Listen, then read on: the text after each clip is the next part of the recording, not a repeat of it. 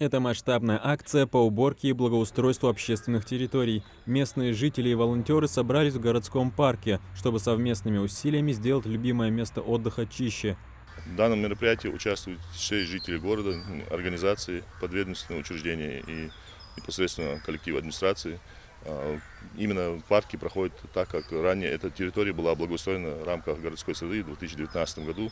Парк является одним из самых популярных мест для прогулок жителей Малгобека. Чистота и порядок здесь особенно важны, ведь парк – это не только место для отдыха, но и символ единства и заботы о городе. Я считаю то, что это очень полезно, так как это не только учит наших юношей, ну так, молодежь убирать мусор и следить за чистотой, но и интересно самому человеку, кто это делает. А как ты считаешь, нужно часто проводить такие мероприятия? Да, хотя если бы люди не засоряли наш парк, тогда это не нужно было бы делать так часто. Субботник проходит по всей территории города. Особое внимание также уделяют и учебным заведениям. Так, например, ученики гимназии номер 1 совместно с учителями приводят в порядок двор гимназии.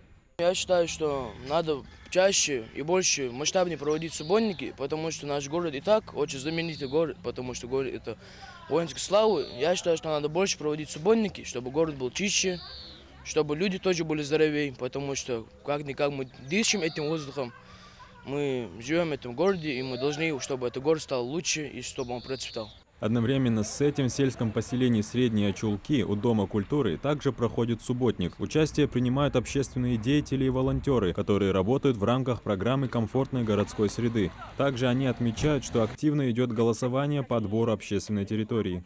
В этом году выставлены 2 территории в сельском поселении Нижние Очулки, улица Кооперативная для благоустройства, и в сельском поселении Вежери, улица Братская. Активно идет голосование. Весь волонтерский состав активно работает. Голосование будет длиться до 12 июня. И по истечении этого времени будут подводиться итоги. И та территория, которая наберет наибольшее количество голосов, будет благоустроена в 2026 году. В этом месте жители особенно гордятся инициативой, ведь ДК – центр многих культурных общественных мероприятий. Конечно, нужно проводить такие субботники для того, чтобы благоустроить нашу республику, для того, чтобы было чисто, для того, чтобы было комфортно, чтобы наша молодежь видела,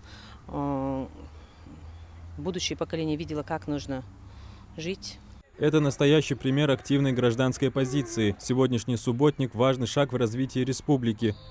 Адам Гуражев, Султан Магушков, Магаз 24.